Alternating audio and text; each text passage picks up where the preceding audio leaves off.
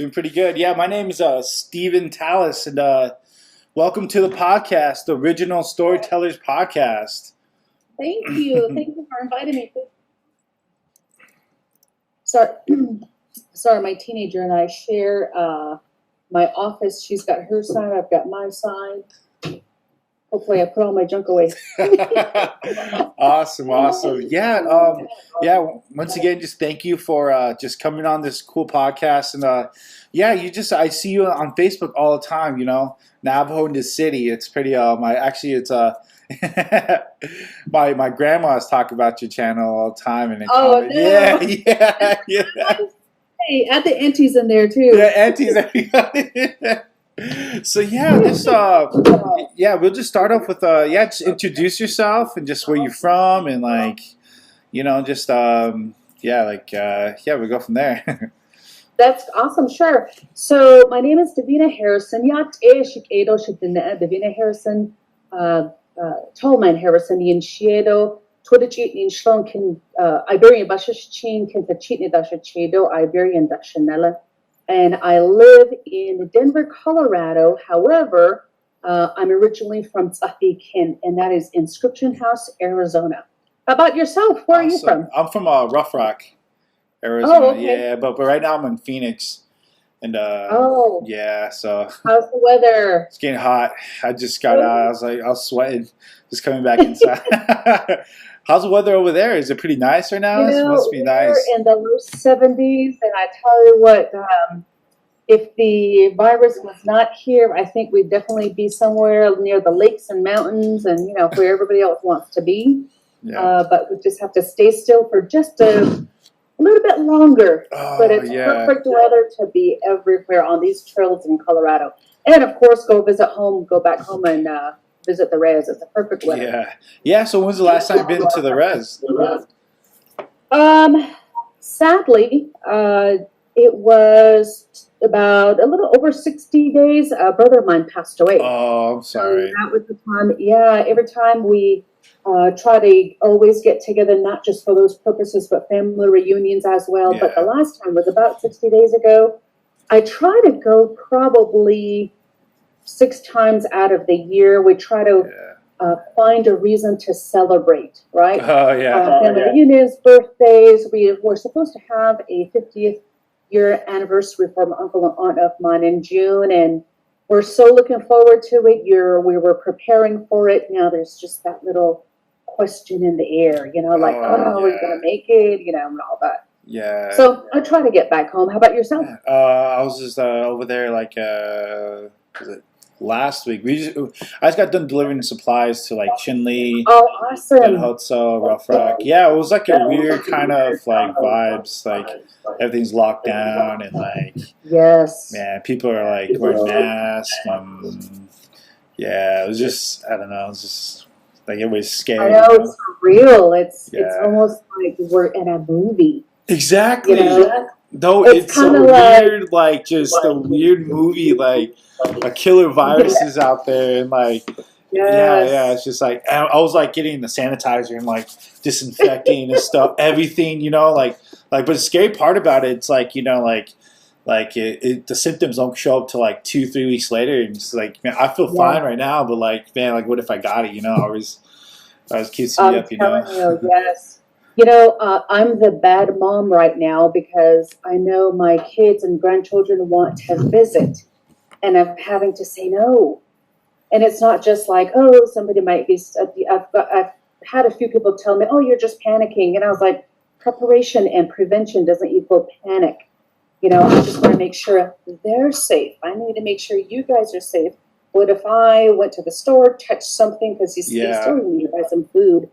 I had to put gas in my car maybe 2 weeks ago, but luckily I'm not running on empty because I'm not going nowhere. But it's for their safety as well. And the scary part, like you mentioned, you can't see it. It's unseen. Yeah. So it's one little sneeze, and for me, I'm like, oh my gosh, I think I have it. Right. Or I'm in Phoenix. I'm I think I'm feverish. It's hot. Yeah, take my temperature. And it's just I don't know. I don't know how to explain it. Just these new days, new times, new virus, new habits. We should have had these habits already. Yeah. But some of these new habits, like wearing the mask, a lot of these things are new. But I see persons like yourself, I sure appreciate you're able to gather some donations and then take it down to the RIS where it's Yeah. really needed. They can't go to the store within like 10, 15 minutes like we do. Yeah. It takes an hour or more, or even just the distance itself. And you need a car, you need a vehicle. Yeah. Some of our elders don't have it, and they need help. So I appreciate what you're doing, gathering these donations and sending it down there, because you never know, you save somebody's life. Yeah, it was like a big like group of us, and in Phoenix area, we're just like, a couple of churches. We're like, okay, we have like you said, like I could go down to the store, Safeway, just buy some meat and stuff or like some food. Back on the res, I heard like supermarkets are cleared out, just everything's just cleared out, and like they shut Gallup down. Yeah, and a lot of the shipment is from the city. Yeah. So they have that last domino effect. So if they don't get their shipments, and a lot of us city people are taking some of these extra essentials to pile up, some of our reservations may not receive it because they are kind of the last in line. So I'm glad you guys did that. I see a lot of companies doing it. I also see our Navajo Nation president doing the same thing, getting out there, handing out masks, handing out perishable non-perishable items, and so forth. So if it's the community coming together like that, I think we're going to make it. You know what I mean?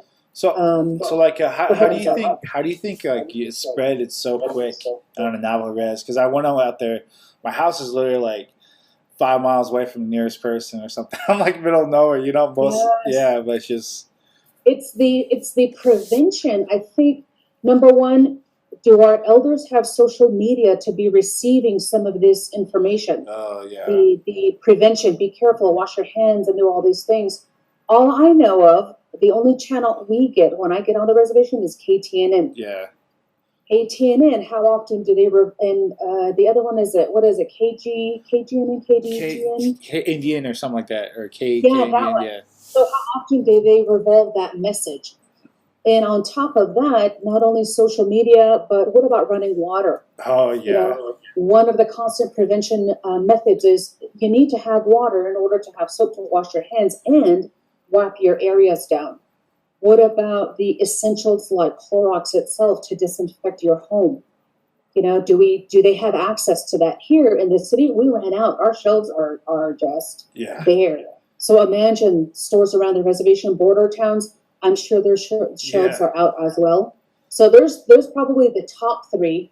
The other, if masks are required, just the same way some people don't have vehicles, they probably also don't have resources to get the masks that are required and are recommended. Recommended meaning some areas of the either res or the city, they may not mandate it, but it's recommended. So who has, connections to electricity for a sewing machine to make the masks out on the res? Yeah. Well, I think it's like a big wake up call to kind of just like showing the res is like a food desert. They call it, like one shopping center for like thousands of people. Yeah, or something like that. It's been like that for many decades, and I see some people's comments and posts and so forth. Now we probably will have running water. Hey, you know what? Now this country is going to help us, or maybe New York is going to help us. Now we're going to go for running water. I don't know what to say about that sometimes, because if it's the Navajo Nation, when I don't live on there, it's hard for me to really express a lot of opinions. Yeah, totally. There, I don't live there. I'm over here in the city. Yeah. It's hard to really pinpoint and point at somebody like this. Yeah. You remember my grandmother saying, anytime you're pointing at somebody and just blaming them, those three pointed back at you. Yeah. So what that tells me is, instead of always pointing my finger at somebody like Navajo Nation president and my chapter leader, I don't know if they're busy or not. I can't tell. I haven't called them. I haven't talked to them myself. And I haven't been able to connect them with them in some way.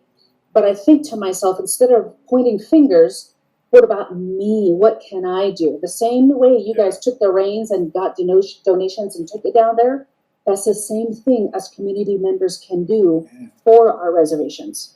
So stop pointing that finger. So those three are kind of like, all right, what can I do? What is it that I can?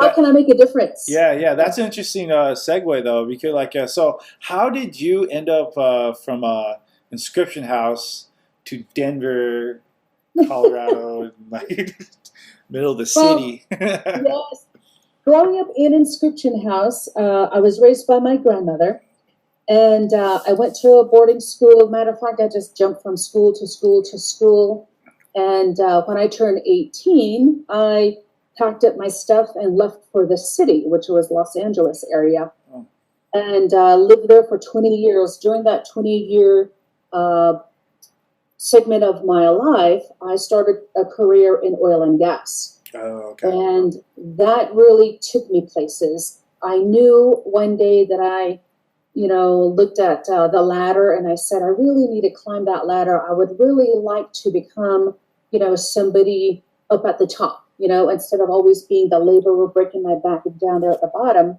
So slowly but surely, put a little bit of education under my back, use those kind of like an analogy, pile the books under me to move up, up the ladder and so forth. I asked a lot of questions. I work in a field that is dominated with men, so workers. So I've got this strong background from the beginning, being Navajo, a woman, a worker at home, chopping wood, hauling water, taking care of livestock. Those lessons and experiences I've had, I took it to the city with me. And when I work in oil and gas and construction, I still use those values to compete, to be better, to continue building a little bit of my muscles, not only physically, but my brain as well. So that took me places. And one year, my company closed their office in California, and they gave me an opportunity to move to any of the locations that I manage. So my career, the industry that I work in, which is general industry now, my position is environmental health and safety manager, which I saw your bio, by the way. Oh, Engineer. Yeah. Well, I'm not. I'm currently unemployed, so hook me up, yo. No, I was kidding. Look on the Navajo Nation job site. There's a position in there for environmental. I saw that. And you know what? With your education, I'm telling you, if you ever need help, just contact me. I've got several resources that I can. I would hit you up. Yes, help you with your resume. That's what aunties are good for. So that's how I ended up in Denver. I had a lot of places to choose from. There was Phoenix, Arizona. It was just too hot. It was too hot for me. Yeah. There was Kansas, Texas. I'm still afraid of hurricanes. Never been in one, but I'm afraid of it. That's true. Other locations, Wyoming, Utah, all those other locations didn't grab me like Colorado grabbed me. It just so happens this had to be the man upstairs' work, because I have an office here, and when I would visit here, 1 year before I moved here, I started talking with a realtor and said, "Hey, show me around. What are these places? What is north, east, south? Show me some of these communities." Not knowing 1 year later he would help me purchase my home because my office in California closed. Wow. I'm telling you what, I call that a blessing. I got blessed big time because I did not know. One day our office closed and they're like, move somewhere. We want to keep you employed, and I was like, okay. And every place I went to, Casper, Wyoming, I checked out realty, the housing market and all that, see what's there. What can I do as far as outdoors, hiking, all these things. Nothing grabbed me, but Denver did for some reason. Yeah. And I received the keys on my birthday. Aw.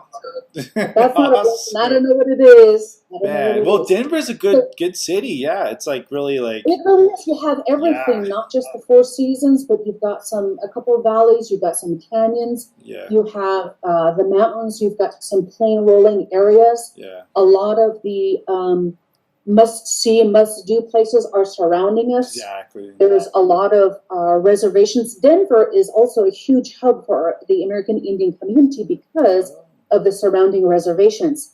I don't know if we beat Phoenix out or we're close to I don't Phoenix know. having a large Native American Indian Oh, population here.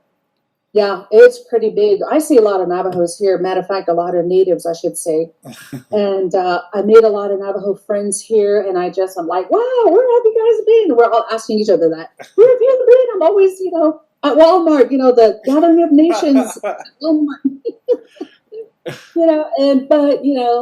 I don't see everybody. And I said, we're all here. We just kind of scattered. Some people live there, some people live here. I swear, everywhere I go is just a Navajo. Each part of the In world. Phoenix, yes. In Phoenix. Oh, I mean, And any location in the U.S. is always a Navajo. yes, yes.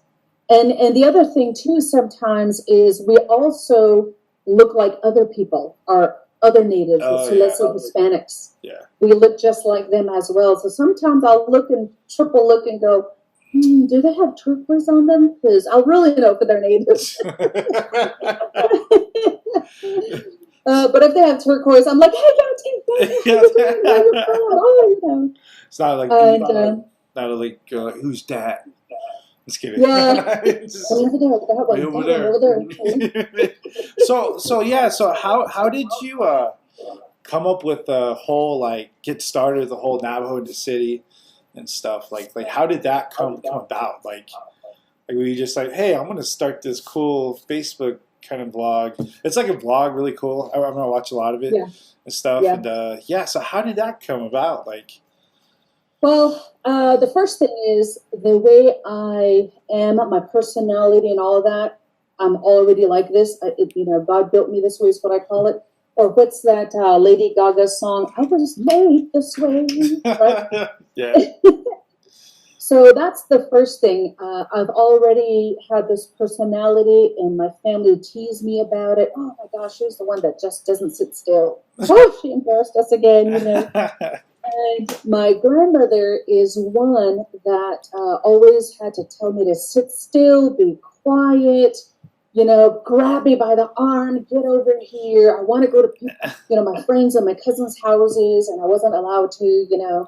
So I've already been like that from the beginning, very engaging with family. I make friends easy. I've never met a stranger in my life, and that's what was scary. And I joined a Facebook page that was for Native cooking. And I said, you know what, this is actually really, really neat because now I can just get in there and try some of these recipes that I've got in my head. Let me try recording. And I really drove a lot of traffic to that page. And one day there was I will call a disagreement with me and another person. And that disagreement, I showed a picture of me braiding my daughter's hair, and the person says, I don't want to see hair on this food channel. And I was like, what? And I got blocked for a while. There was a gentleman, Joshua LeVar Butler, who was watching there, and he saw a little bit of this episode, and then he says, hey, why don't you start your own channel? And I said, well, actually, I've got one, and it's called Navajo in the City, and it's been just kind of turned off, created, but not activated here to the side because I didn't know what to do and how to do it. Facebook was still a little bit new, especially videos and all these. Yeah. And I said, well, let me just go ahead and turn it on, So I went over there, turned on my Navajo in the City page. The reason why I created Navajo in the City is because, as you mentioned, there's Navajos everywhere. Yeah. Everywhere I go. So for work as an environmental health and safety manager, I get to travel to a lot of my locations throughout the United States. Everywhere I go for work, for conferences, events, and so forth, I always cross paths with Navajos. I was at a conference one time, and this guy goes, "Excuse me, are you a Navajo?" And I was like, "Yes," kind of took me back, and I said, how did you know? My name tag was beaded. And he goes, your name tag? I said, oh, really? Where are you from? And he says, Cayenta School District. I said, oh my gosh, I know where exactly where that's at. And we were in either Atlanta, Georgia, or some southern eastern state. And I was like, oh my gosh. Another time, I must have been in Florida, crossing, maybe probably running to my gate, and this gentleman stopped me, and then maybe it was the other way around because there's so many that I've met, and we just kind of acknowledged each other. You can tell sometimes by facial features. Yeah. And we acknowledged each other. We shook hands. We said hello. We spoke Navajo, and majority of them still speak Navajo. And because of that experience, I said, there's a lot of us Navajos in the city. Created it, posted a couple of videos of me cooking, of my weight loss, because I lost over 60 pounds with Atkins, doing some, I showed some videos of my protein shakes that I make in the mornings. It tastes like coffee. It tastes so dang good. And it just took off. So people really like it, I think, because I do speak Navajo. I enjoy it. I started doing some grandma videos. I put a wig on, but since my hair grew, now the wig doesn't fit anymore. And Masana Speaks, that's the title. I would try to speak about things that I remember my grandmother tell me, which is one of them, pointing, and there's 3 pointing back at you. Yeah. So never blame anybody because you're actually the one to blame. The videos like that, and sometimes I get requests, but it's harder to receive a request and think about how to put that into Navajo translation. It's not easy. It's not easy. But the grandma ones are the ones that really took off. And that's how it started. Being myself, I really do and truly enjoy family time and people time. That's why I kind of call my NITC page my families. It's embarrassing for me to call my NITC family fans. Yeah. Fans to me is like actors and actresses, in movies and TV shows. You can be a fan. You can say, oh my gosh, sign my paper, sign this. And they're going to ask you, what's your name? That means they don't know you. Oh. That struck a chord in me. So me, I try to get to know my audience. I'll have some get-togethers. The largest get-together I've had was 60 people in Phoenix. All I did was post and say, hey, I'm going to be in Phoenix. I'm going to eat at this certain place. Some of us are getting together. If you'd like to join us, come on over. In 2019, last year, 60 people showed up, and we took the whole room. Took the whole room.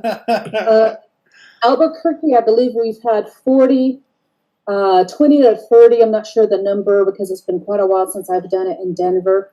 So that shows me other Navajos in cities, and there's other natives that join us as well. It's just not Navajos. Other native tribes also join us. That shows me there's a need for us to get together and remind each other, you're not the only one in the city. You're not alone. You've got resources. You've got people that you can get in touch with to speak your language, to tease, because guess what happens? We all start laughing. The head's got to call back a little bit. Those belly jiggling laughs. So like with the whole, like, you're right though, like, I think there is a majority of Navajos or natives in the cities rather than reservations and stuff. And how do you keep your culture, kind of your nativeness in the city? I don't know if that makes sense. I know. Maybe because I was raised already that way. It began in my household. Yeah. I was already raised that way. I was already a REZ chick already before. I was a REZ chick. I was driving big Chevys and Fords before I could even really fit in it. Putting a pillow under me and behind my back, and my uncle's making me drive. Get in there, learn stick shift, go haul the water, and we didn't ask for help. It never dawned on me until a couple of years ago. I never said no, and I never said I can't, right? So I believe those experiences have already molded me into that REZ girl And what's that saying? You can take the REZ girl out of the city, but you can't take the REZ out of the girl. What is it? You can take the girl out of the city. I can't even say it right now. You got it. You know what I'm saying? Yeah. You can take the REZ girl out of the REZ. But you can't take the REZ out of the girl. Yeah, you can take the girl out of the REZ, but you can't take the REZ out of the girl. Okay. So I think that's what I've brought with me everywhere I've been. Even on job sites when we had shutdowns in California, I would be the safety personnel, or I would do the safety orientation. Yeah. A lot of Navajos flock in. And sometimes they mistaken me for being Hispanic because they're like, "Oh, you sound like a white girl." I was like, "What does a white girl sound like? I don't even know." They said, "Yeah, you lost your Reziness." I said, "Come on, you want to go Rez? Come on, go Rez. Bring it on, bring it on." So when you started this page, like, where has it like brought you to? Like where, like, you know, like basically in the city. I mean, like where has it, like, you know, brought you to, like. I know you did some speaking events. I saw you in Tuba City. Like, you were just like sitting there, and a bunch of people were like around you, and I was like, okay, I better go. And I was like, you're just laughing away with everybody. And I was like, whoa, yeah, that's heard. And it was like, cool. You know, a lot of times my NITC family and friends will tell me, you should be at 1 million subscribers by now, whether on any social media platform, whether it be Instagram, Snapchat, YouTube, Facebook, Twitter, whatnot. But I don't make it my goal to be big and famous, you know. Yeah.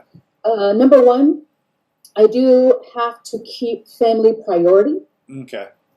I noticed that when I spend more time on social media, I spend less time on family. So I need to really hang on to my family, because in the end, they're the ones who are going to be there for me physically and emotionally and so forth.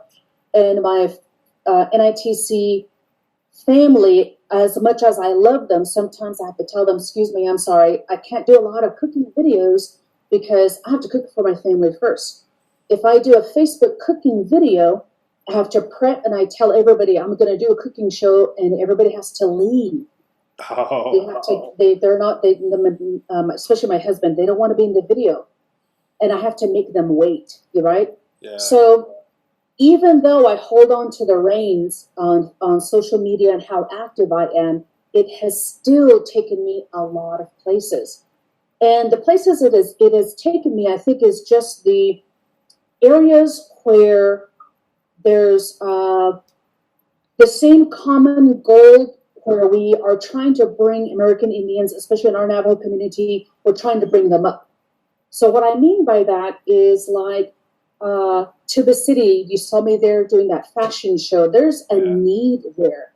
And the community there put this fashion show together to showcase, hey, these are our own people that live in our own Tuba City or surrounding areas that have this, I call it magic fingers, to create all these beautiful things. And I'm just a little piece of that vehicle to bring some more people together. They've got people come together already, but I'm just a small vehicle to bring more together. So it's taken me there, which means I'm helping the community in some small way. Other places, I've done MC work as well. In Phoenix, we had a lot of people show up because I posted it on my page, just telling them, look, I'm going to be MCing here. If you're interested, come join us. There's a registration fee. It also has connected me to other people like yourselves who have got channels, whether it be on YouTube or Facebook and whatnot. It's connected me to a lot of people like yourself who have that interest in reaching out to others. Talibaba Gay, gosh, a lot of names are in my head right now. I can't even think. Oh my gosh, my mind went blank. By the way, I checked your Facebook page and we have 30 plus people in common. And those are the ones who I was trying to talk about. Let me see if I can think of their name. You tell her I'm doing it. Okay, sorry about that. No, I'm trying to remember the name. Chishba is one of them. Some very well-known Facebook famous people. It's got me connected with them. And I tell you what, I just really adore everybody because what you see is what you get. And Yeah. that's how I want to be as well. The biggest connection I've made through my channel is Facebook themselves, the Facebook of the company themselves. They reached out to me and they offered me a paid, what do you call it? Paid partnership. And they paid me for every video I could post within 6 months. Wow. And it was a very large sum. Whoa. Very large sum. And I still have a lot of monetizing opportunities. But then again, I have to revisit my little moral values and kind of say, look, family first. No Okay. Facebook, Yeah. you know. So like, what's the whole like? Do you feel like you're like as a part? There's kind of a balance. You might get burned out trying to do this, or like. You do. It's hardly a balance because after family is work. I have a career where I'm in high demand at my job. And matter of fact, I'm actually signed in right now from my own office, my home office right now. I'm blessed to be remoting in from home. And I need to make sure I take care of that. I take care of the family. I take care of my job. And then third is going to be Facebook. When I sign up for my college classes, then Facebook's got to take another step back. And I try to keep these things in order because Facebook is going to always be there. Yeah. And I have thought about, what if I no longer have Facebook? Am I going to be okay with it? The answer is yes. Okay. So as long as Facebook is not driving my vehicle, I think I'm going to be okay. I'm the one driving it. Yeah. I'm in this vehicle. You know, who are my passengers? It's going to be my faith, family, my career. Facebook's got to be way in the back. So I'm okay with that. Nice. So that's how you balance everything? You just have that order? Yeah. And just like I try. It's not easy. I try. It's not easy. Some evenings I will come in and be like, oh, I haven't posted on Facebook. You know, honey, can you wait for a minute? I'm going to try to post real quick. I'll be right back because it's only going to be 1 minute. So because an important topic might come up. You know, something important might come up and go, oh, I got to share this, even if it's somebody's post that is asking me to post for them, their flyer and whatnot. Yeah. Sometimes I'm like, babe, it's going to only be 30 seconds. I'll be right back. So kind of trying to balance. It ain't perfect, but I try. So how does your family like, you know, like deal with like, not deal with it, but like, you know, like just with the whole video stuff and like, are they really supportive or kind of like, can you do it later? I think everybody's supportive. But I know that if I do something stupid and wrong, they're going to call me on it. I try not to do that. I'm a grown woman anyway, you know, and I am in a professional environment with my career. And matter of fact, my boss's wife is on my channel. Oh, man. So that's why I have to just kind of go, all right, let me watch it. Not only because she's on there, but just me, myself, personally and professionally. I tell myself, all right, you know what? I try to just post things that are common sense. I don't want to post anything that I don't believe in already. Yeah. I saw somebody sending me a video, and the video was really downgrading women. It really irritated me, right? And they're like, you should post this. It's really funny. They got 100,000 views. I'm like, no, that's not what I believe in. That's not what I would like. That's not the type of stereotype or story that I would like to share or project. That's not me.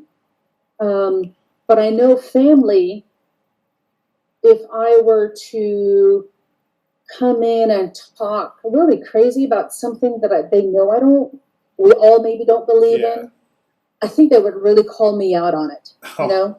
And I appreciate it. And I appreciate it. If there was a time when I went to maybe a party with some of my friends and I acted foolish and I posted it, oh yeah, my family's going to be on it. Oh, man.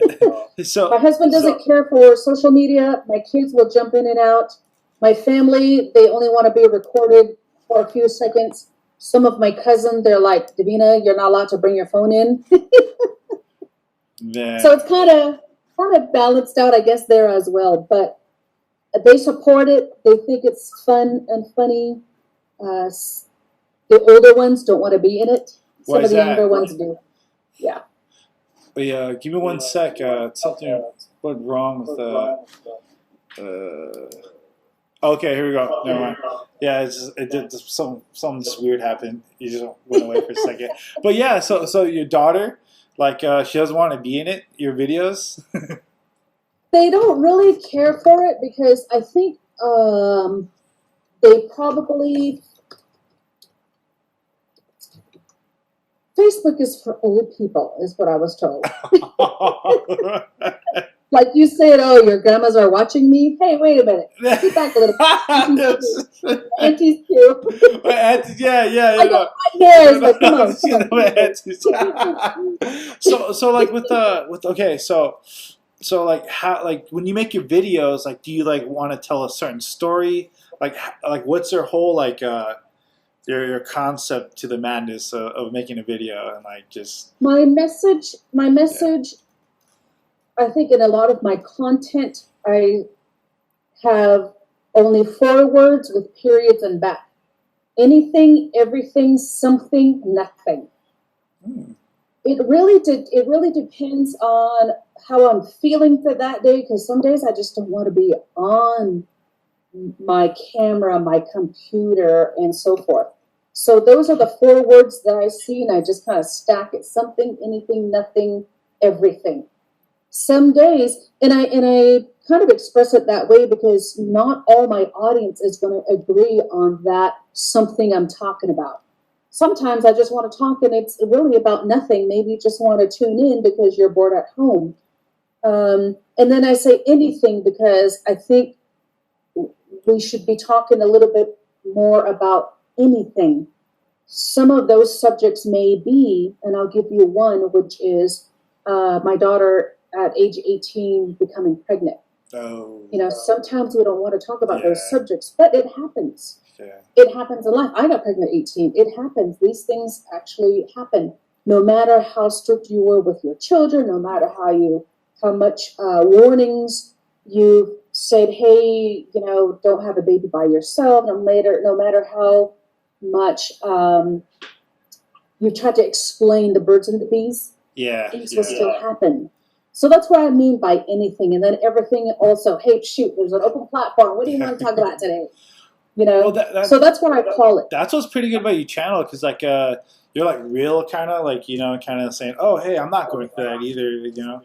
Yeah, she's going through it, and like, you know, it's like you're like a community. You built a cool community together with people and stuff. Yes, really your grandmas relate. Aunties too. I'm gonna play the audio on. Aunties too. No, what? But no. I mean that's you mean you get real with like certain subjects, you know. Then you're funny, but then you just like hone down with this cool message, like hey, like you're not alone in some of these battles too, and that's pretty supportive, especially like, you know, with people like being in the city, you know, natives being in the city too, like you're doing it and stuff, and like. And that's pretty awesome. And so like with their fans, like I'm not with your family with your family. Like when they hit you up, like do you get fan mail? I mean family mail, or do they send you stuff, or like do they do that? They do. I receive communication from everywhere. Yeah. So the same way the communication is open through social media, messaging, emails. Going onto the page on NITC, there's a little email box there. I try to answer every one of them.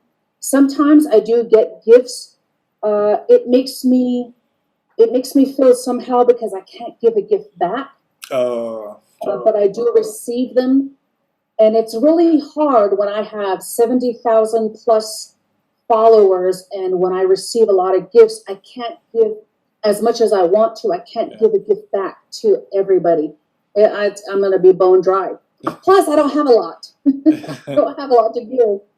And Lyndon Sosi of House of Stamps over in Gallup said something that was really important to me. Yes. Yeah, Lyndon, yeah. He said something that was very important to me because I said, Lyndon, I'm not sure. I was doing a Navajo in the City sales show.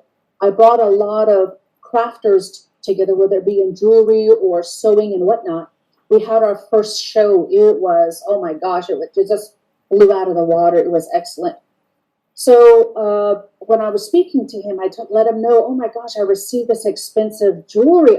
This is, I don't know what to say. And this other gentleman, he brought me a sash belt. Oh. I'm overwhelmed, and I didn't know what to do or say. What do you say besides thank you, a handshake and hug? Because that meant more to me than what I was trying to give back. Yeah. And Lyndon said, you're a blessing being on your page, talking, engaging, and sharing. You're a blessing to them. Let them bless you back. And I still fight with that. My heart still squeezes like, I can't, I shouldn't be receiving. I don't want to receive. It's not that I don't want to receive because I don't want to be disrespectful, but it's hard to do that. So I engage through social media messaging, through emails, through personal contacts when we have those shows and all that. Yeah. And I try to keep up with every one of them. I try to send thank you cards to every one of them. Wow. If I missed you by chance you're watching this, let me know because I try to get everybody somewhere. It's not in my office here. I think I'm still trying to rearrange. In my closet, I believe might be in my closet, I have an NITC phone book. Yeah. So when I meet people, I try to keep putting their names and numbers in there. Which, by the way, your name and number is going in there. Oh yeah, it's a pretty thick. It's a huge. So and when I meet people, I try to remember who they are, not just, oh my gosh, this is Joe. I try to remember faces. I try to remember names. It's easier when we have a get-together. And I actually have 5 really great friends in Phoenix that we always, as a group, text each other. Yeah. And they've heard a little bit of my complaints and moaning and just like, life, work, Facebook, And when we build that trust, oh my gosh, it's going to be everlasting.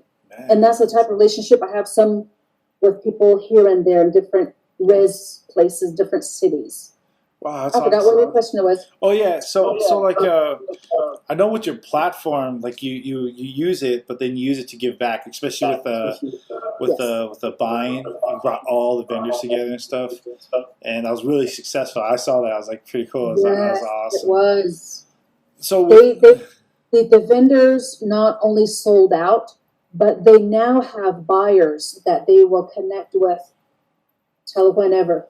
Man, so that's awesome. And you're really approachable too, which is pretty cool too. Well, thank you. I try to be. So like, what's the future of your like platform? Like, where do you see it heading? And like, where do you like, a couple of years from now? I know how to run social media. I know how to engage. I know how to build on my platform, which I've got Facebook, I have Twitter, Snapchat, Instagram. I know how to do it. It's easy for me, meaning it's easy as far as planning. It's very challenging as far as doing. Oh, okay. So I think even if I'm kind of laid back right now and I just shared a picture of Navajo tea yesterday, and it took me to 10,000, I think 10,000 people reached. So if I just continue doing what I'm doing, there's just that small trajectory, that I kind of have in my head. I work full-time. I'm a full-time mom and a wife. I can't spend a lot of time on my social media pages and say in 5 years I want to be here. Yeah. It's just myself, just one step at a time getting there. I could get there probably in 1 week. but I cannot give it the time it may require to get there. The time and effort, love and sweat. You know, Man. I could say I'm going to reach 1 million. I'm at 70,000 plus right now, maybe 100,000. I can say I'm going to be at 100,000 in 5 years, or shoot, maybe even 5 weeks. I know how to get there. I can do a lot of grandma videos. I can do a lot of cooking shows back to back to back, but I can't give it that a lot of time. So right now, I'm not pre-planning 5 years ahead, but I have said a few things here and there, like, if I ever get laid off, I might go NITC 100%, you know? Oh, but wow. I don't want to get laid off. No, don't do that. No, yeah, everybody needs a job. I have to pay my mortgage. Yeah, everybody needs. It's hard to find a job right now. So trust me. Yes, exactly. It's not that time to hurry up and find employment right now, and it's in the back of my mind. There are a lot of people who want to partner up. Matter of fact, right after this interview here, I've got another one scheduled after 3:00, and I know how to do these things. I just can't. I can't give it a 5-year plan right now. Oh man, okay. Well, so, yeah. Reach back in 5 years, though. Okay. No, for sure. So you saying it's really easy, but I was just wondering, like I know there's a lot of time to come up with ideas, setting up the camera, rendering, editing, and I hate editing. Let's go over that process real quick. Okay, so how long does it take you to make a video? I mean, you say it was pretty easy, but I know it's like it's a huge, it's a lot of hard work. So, it's a lot of hard work. The easy part is this: I know how to click, shorten the video, make it longer, do your intro. It's easy to click. Yeah. The hard part is sitting down after I've already wrote a policy or something at work, and I've been on my computer already. You can only switch cheeks so many times. You know, during the day, right now. you know what I'm talking about. Yeah. You can only do that so many times, and when I get off work, I don't want to be on a computer. You make this hour and a half video, and when you edit, it's 15 minutes, 10 minutes. And it was 1 hour when you started it. Man. Which is the video. It's not the setup time. Yeah. You look at the lighting. I try to have a transcript in my head, or I write it down if my daughters are going to video for me. I try to write out something smaller, a small transcript to follow. If it's cooking, you can't uncook. You're done. If you chop up onions, you have to start over. Oh my. So that the doing part is hard. Sometimes my daughters are like taking a video, but somebody's calling on my phone. I'm trying to do a video on, and you're like trying to fumble. So it's easy here. Click.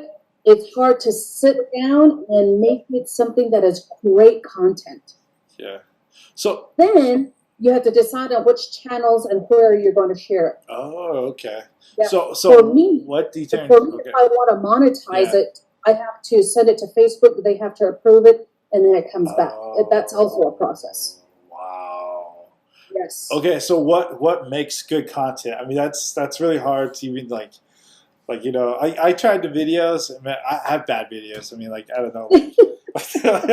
I thought they're funny, but they're just cringy. You're just like, oh.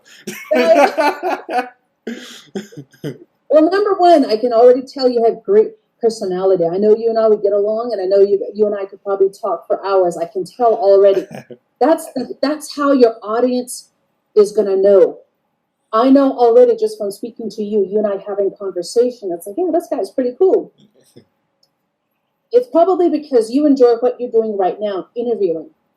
I enjoy just engaging with people. I do interviews and so forth. So the number one thing is enjoy what you're doing so your audience will feel it. Okay. When I was a secretary or a administrative for for this rehab company. It was an American Indian rehab in California when I was only, I don't know, 18 years old. This lady said something to me that stuck in my head.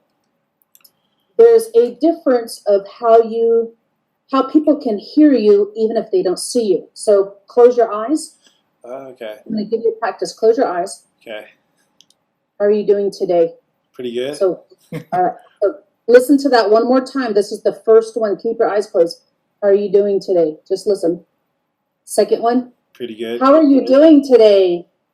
Pretty good. How are you doing today? Pretty good. Okay. Did you hear the two different tones? Yeah. The first one's, how are you doing today? You've got that tone. You've got that look. People that can relate to that tone, even that look will connect with you, while others are like, how are you doing today? Yeah. People will connect with that. You can connect just by hearing. That's you true. can also connect by seeing. Yeah. So this lady gave me a lesson. She answers the phone, and she had a mirror right at her desk. And she smiles before she answers. Wow. How are you doing today? Thank you for calling so-and-so. This is a phone call, right? There's no... It was a phone call, and on the other end, you don't see the person's face, but something in them is uplifting. You can tell they're smiling. How are you doing today? Yeah. How are you doing today? There's a difference. Yeah. So that's how I think I connect and engage with my audience, my fans, wow, did I just say that? My family, woo! Oh, yeah, there you go. Your Scratch that. Where's my samurai? I haven't said fans, but since we mentioned today, that just came out. Family, NITC family. The other thing is to try to create a positive just environment. Positive environment. That's the reason why I will not put anything political on my page, because to me it's not positive. Yeah. You've got people just on different sides of the fence. I don't feel like arguing with anybody. First of all, I'm not good at it. Yeah. I don't feel like arguing with anybody. I would rather say, hey, you know what? How you feeling today? Not good? Come on, what can we do to just lift you up? Make some faces. Make faces. Do something to make your audience feel appreciated, create a positive environment. Sometimes you say something stupid, just something funny. And I think that's why people keep coming back. Man, because you create a positive environment with the people that you do want to engage with, is what I think. Be honest, be yourself, whatever that self is. Be human, because you want to relate. Be human. Yeah. Sometimes being human is just like me posting a photo of Navajo tea the other day. People that related just swarmed in on it. People that didn't relate were like, what is that? Yeah. So so you film on your phone, right? That's all you use? No fancy cameras or nothing? No big production stuff? It's just my phone. I've got two phones, one for work and one that is my personal. I think this one's iPhone 7 or 8. I can't tell. I have to ask my teenager. Man, so you started your whole empire just with the phone, no fancy camera or nothing. Yeah, just with the phone. I do have a fancy camera that was gifted to me by my husband maybe close to 10 years ago. It still works. It's a Canon. Yeah. It's easier here because I can just it's lighter to carry. Yeah. It's the same way. There's iMovie. That's an app that I use, and all I do is just connect that to my laptop, and then from there just try to connect all that together. Oh wow! So that's all you need, you guys. All you need is your phone. There's another thing that I keep nearby. Your tripods. Oh, tripods. Okay. And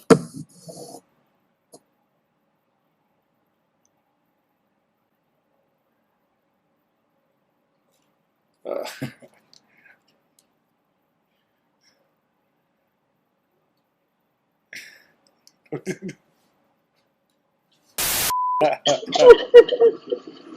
about that. I unplugged the. I'm using my phone, so now I can unplug the microphone. Oh, okay. And I'm going, what is it? And I never had problems before, so I'm like, yeah.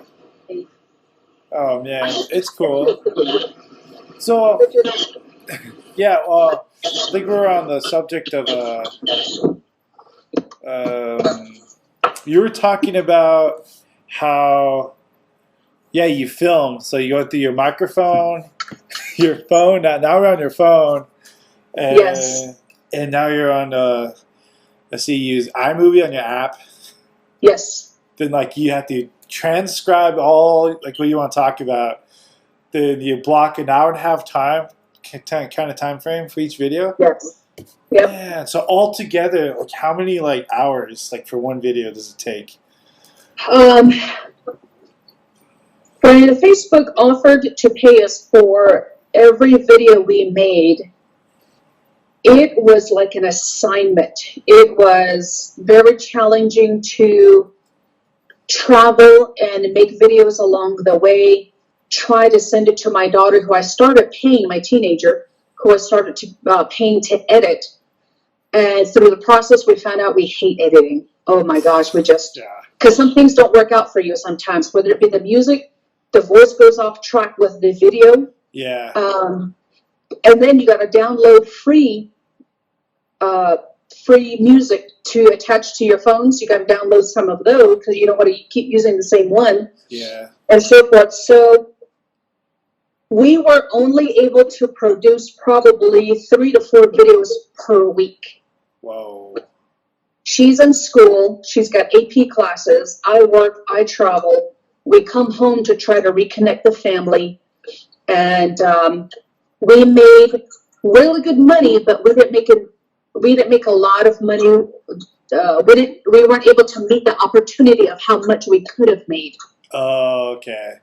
Yeah, man. we could have made probably 20 grand, and Whoa. We were almost there. We didn't make it. We were almost there. Man, that's awesome. Just like on YouTube, I mean, like on Facebook, Yes. That's just a cool opportunity. And but like you said though, like sometimes when you travel, you're just tired. You just want to just relax, Like, yes. I totally understand. Yeah, and the other thing too is when we do a video, there are rules, and if that's the monetizing side. The monetizing side, it's rules kind of like at work. No cursing, no profanity, no harassments, no what's the word, like not singling out somebody. It's not harassment, but discrimination. No. Yeah, no discrimination. Okay. Yeah. It has to be in English. Okay. And some other rules that we had to follow.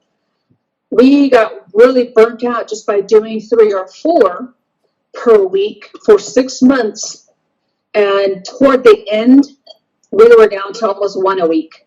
Wow. It wasn't easy. The easiest thing to do is go live, talk, and then not get paid for it. That's easier. That is so much easier. Yeah. If I'm about to cook some potatoes, hey, this is how I make potatoes. Don't have to edit it. I don't have to send it to Facebook for approval. That's much easier. And that's why I call it anything, everything, something, and nothing, because it could be anything last minute. Wait, anything, something, everything, and nothing? Yeah, anything, nothing, something, everything. Oh, everything. Okay, everything, not nothing. Yeah. Okay. So like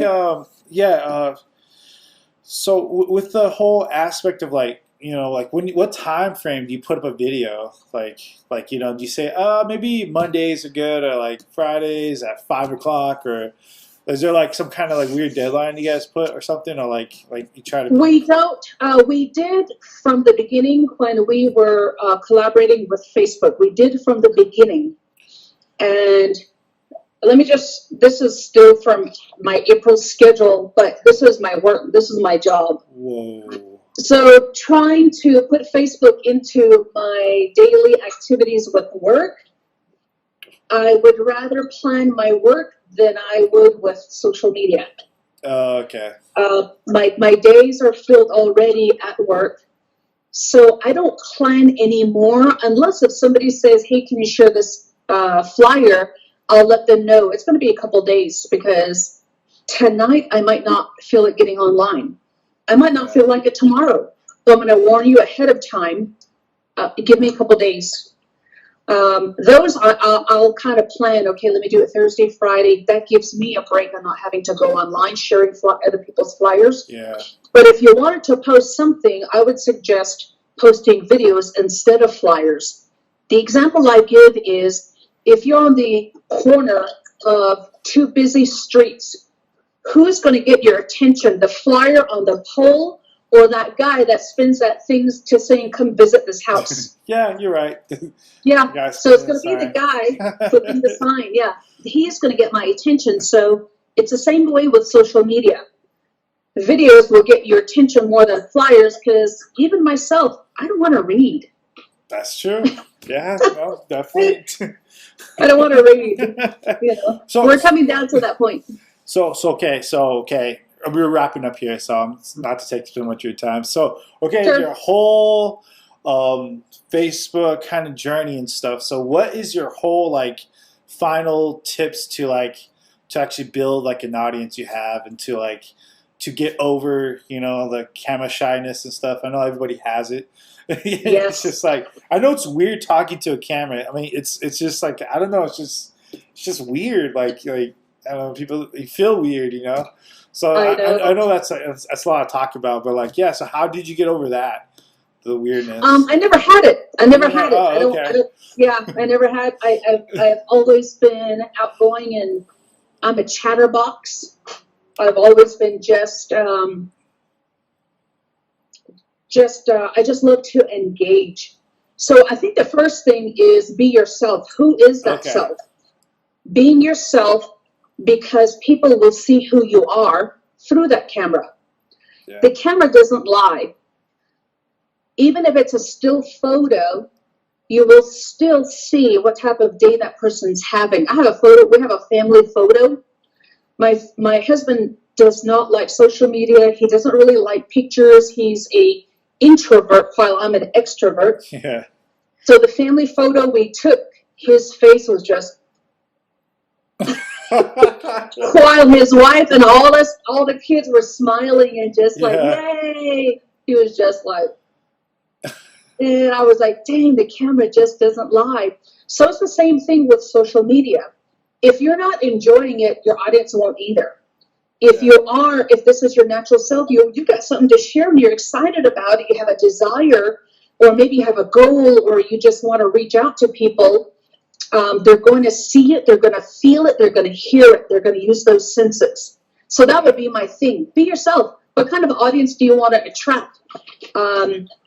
If you are the type that speaks nasty, you're probably going to attract people that are on that same level. You're nasty. Yeah. If you want to be a person of faith, then you're going to want to get your materials out and tools out, share your faith so you can attract that audience. If you are part of the Native American Indian Church, then you're going to share those messages and that type of faith as well. That's who you're going to attract. So who are you? That's who you want to, that's who you're going to attract. Be honest. People can tell as well. So let's say that I am cooking and I'm doing a cooking show and I'm like, this tastes good, and I don't even know how to cook it, but I tried it anyway. People are going to see it.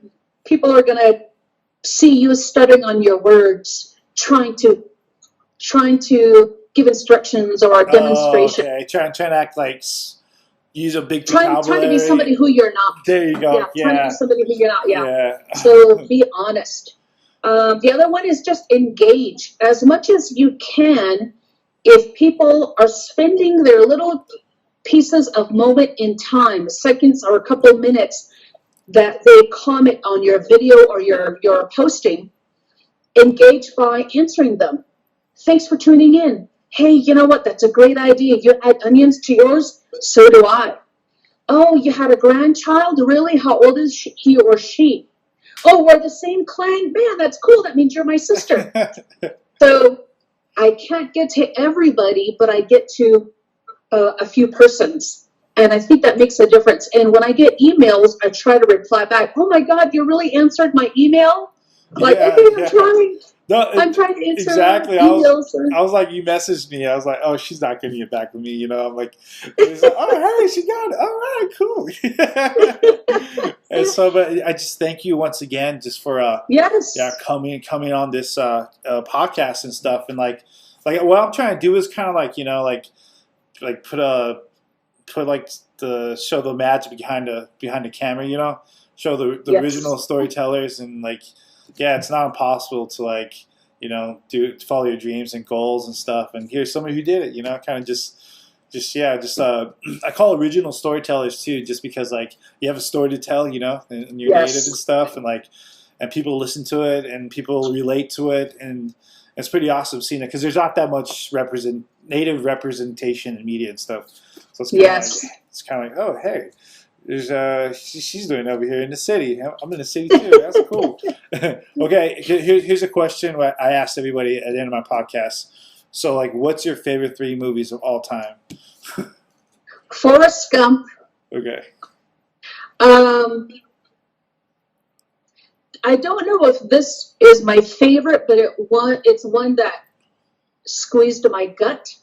Rabbit Proof Fence. Rabbit Proof. Oh yeah. Yeah.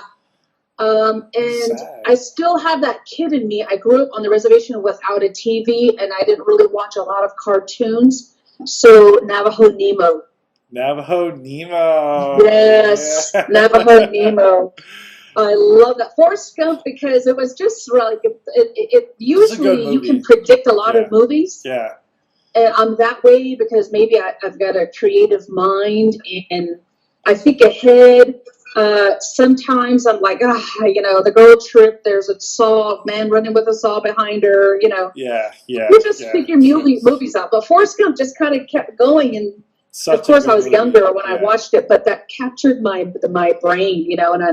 And Rabbit Proof Fence is about over in Australia. Have you seen that movie yet? Is it that one where the 2 little girls? One of them dies or something like that? The 2 little girls over in Australia, they were kind of treated like us American Indians, where they grabbed a lot of children from the reservation and took them to Aboriginal kids, right? Yes, and they were the Aboriginals. Yeah. They took them from the children from their home to go. What's that saying? Save the Indian. Kill the Indian, save the man, or something like that. Yeah, that one. Yeah. Very similar to that is what I've heard over in Australia. And these 2 little girls kept running home thousands of miles. True story. Oh, I need to watch it. You have to watch it. Wait, you have to watch it. I'm going to write it down real quick. Rabbit in the Fence? Rabbit Proof Fence. Rabbit Proof Fence. I'm putting it right now. I'm going to check it out right now. Because, you know, I got nothing to do. Because we're in quarantine. I'm a big fan of movies and stuff. So, where could people find you at? Like your Instagram, Twitter, Facebook? That's the other recommendation I have is if you have one channel, so for me, if it's Facebook Navajo in the City, make sure it's the same name on all your social media pages. Some people will be like Navajo 802 or maybe 505, Navajo 505, and they'll go to a different social media platform and they'll be like Navajo from 505. And I was asking, where can I find you? They have all these different handles. And I go, I can't keep track. So keep one handle and that's it on all your social media where people can find you. So I'm on Facebook on every social media. Facebook, I've got 70,000 followers. Twitter, I hardly Twitter. I've got about 777 there. That's a lucky number, by the way, 777. Snapchat, that's slowly growing, 1,218. And then on Instagram, I've got over 3,000. I'm more on Instagram than I am on Snapchat. Yeah. TikTok, I've got TikTok. TikTok I don't use often. TikTok's weird. I feel like, I don't know. Maybe it's just like a Gen Z. I don't know. It's just maybe, yeah. maybe Yeah.